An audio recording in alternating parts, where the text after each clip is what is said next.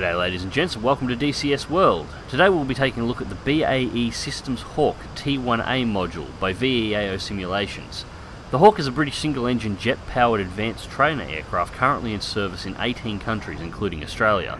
The T.1a can be reconfigured from a training aircraft to a light fighter or attacker if needed.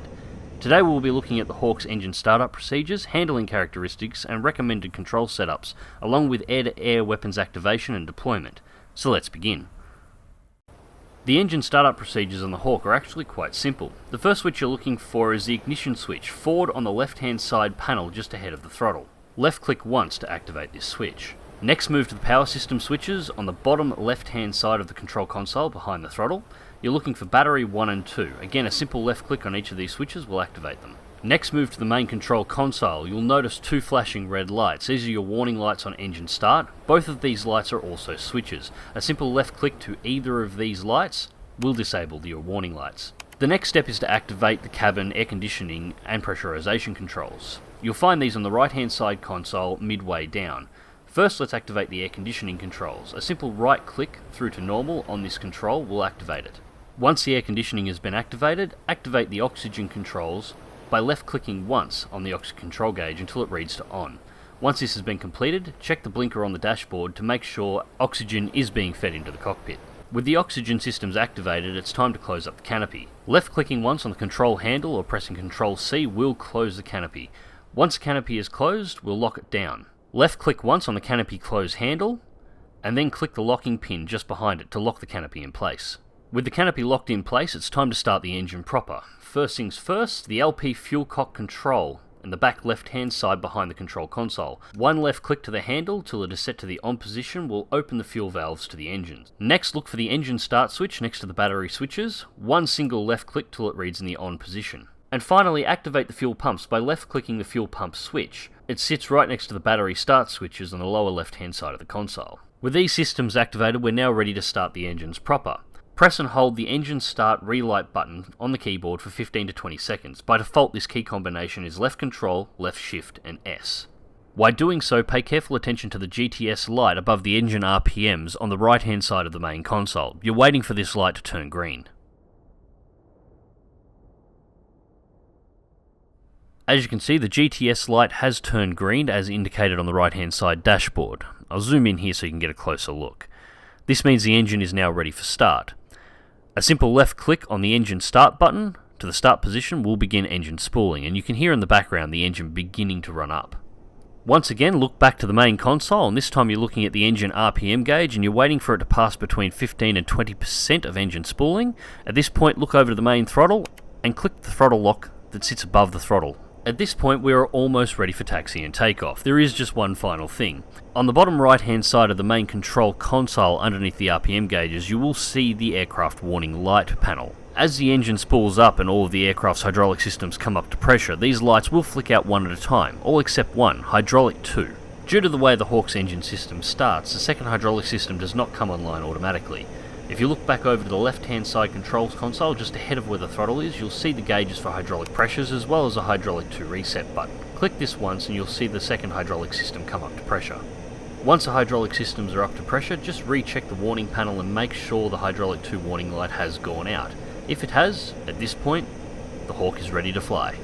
For nighttime startups, lighting may be required. You'll find all your navigational, internal and instrumentation light switches on the bottom right hand side of the main console, just underneath the warning light panel.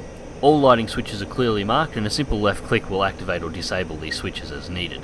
It's important to note that this startup procedure does not include the altitude and heading reference system or the AHRS alignment. Activating the AHRS system requires you to move your control stick to the left or right and switch the main AHRS master mode switch to SVL. This requires you to right click twice. Once the system is activated, it will take approximately 3 minutes to calibrate all your instrumentation and then you're ready for takeoff. However, it is important to note why this system is very important for activation on long distance flights or any kind of active military flight. For short hops within sight of the runway, the system is not needed. When taxiing the Hawk out to the runway for the first time, you may notice that the controls feel extremely sensitive. This is reflected in the air as well.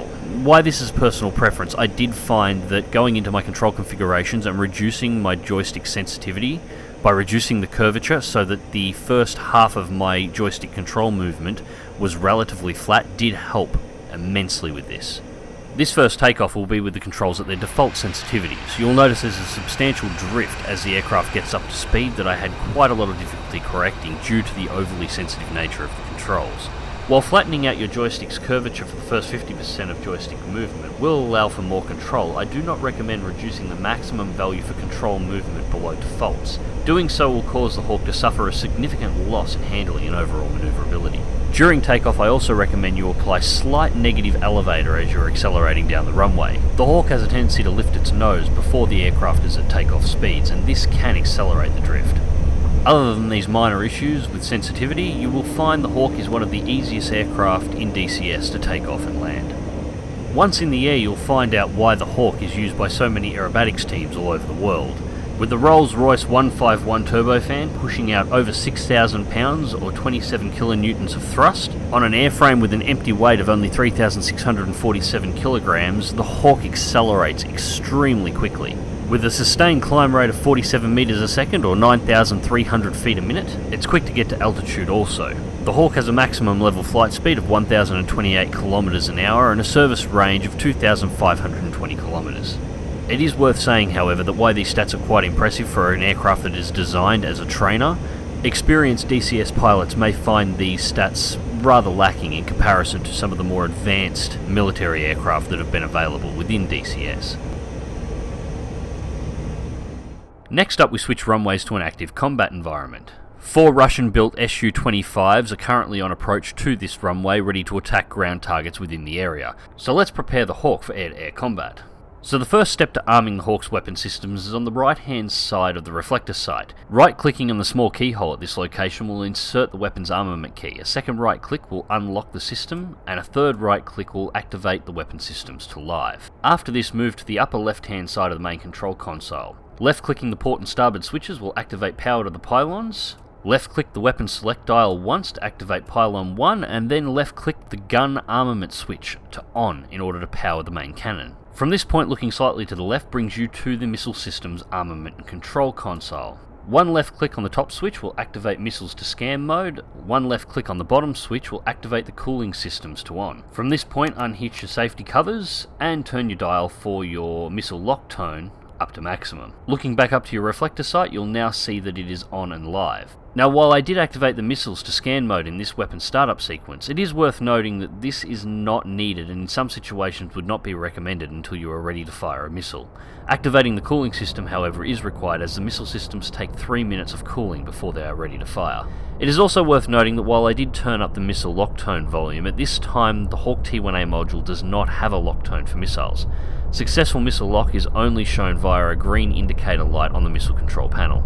Now at this point the Hawk is almost ready for combat, however the weapon systems are still not armed. The final step in the armament process can actually only be achieved once the aircraft is in the air. There is an inbuilt safety that prevents the missiles from being armed while you are still sitting on the ground. You will notice that the Hawk is significantly slower to accelerate and requires much more runway for takeoff with an air-to-air load. Don't be afraid to use the whole runway for takeoff, that's what it's for.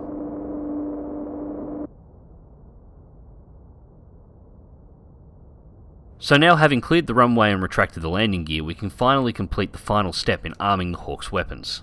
This final step is quite easy. Simply click the glowing yellow arm button on the bottom right hand side of the missile control console. That's it, the Hawk is now ready for air-to-air combat. You will notice upon arming the missile systems that the left hand of 2 indicator lights lit up green. This indicates that the left hand or port pylon missile is ready to fire. When considering the Hawk's weapon systems in air-to-air combat, it is worth noting that the Hawk doesn't have an onboard radar. Target acquisition is instead handled by the AIM-9 Sidewinder's own onboard missile guidance systems. While this system is effective on slow-moving targets, it does mean that missile tracking is extremely easy for fast-moving hostile fighters to break.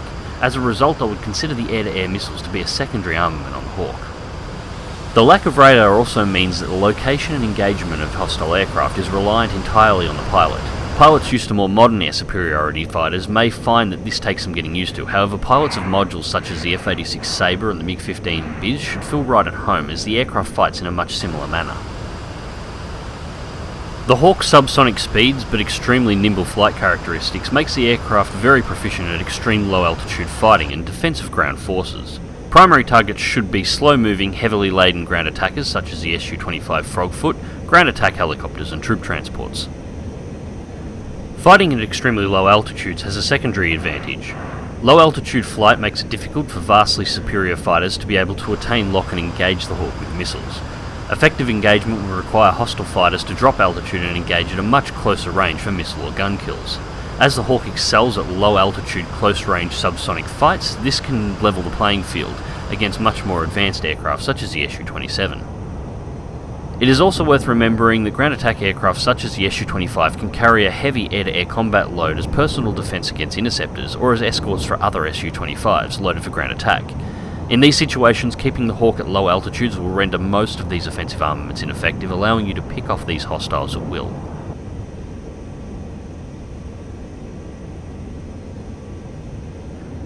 The Hawk also carries a UPK-23 250 30mm Aiden cannon pod on the centerline underbelly mount.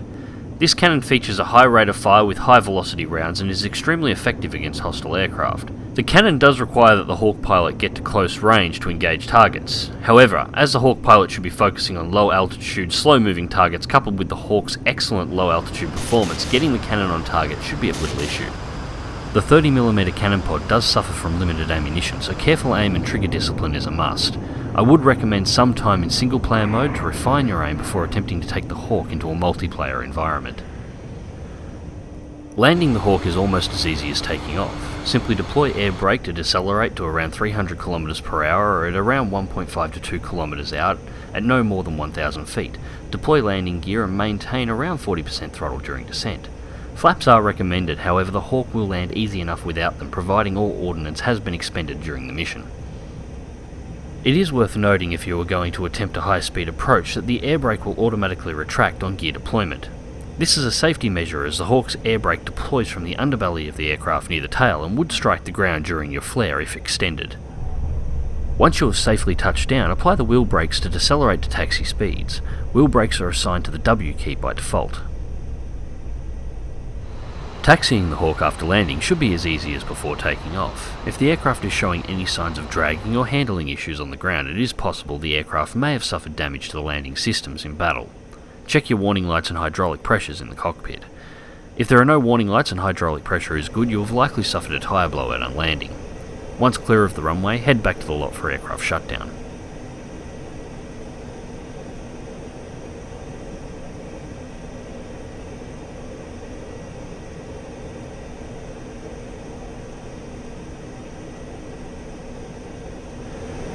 Shutting down the Hawk systems is quite easy. First set the engine start switch to off, then set the LP fuel cock to the off position closing the fuel valves. Fuel pumps should then be switched off along with battery 1 and 2. This is all you need to shut off in order to get successful mission completion, however you may turn off the rest of the Hawk systems if you choose to do so. I hope you have enjoyed this overview of the DCS Hawk T.1a module. As always, click like if you do, subscribe if you want to see more, fly smart, fly safe, and I'll catch you in the skies.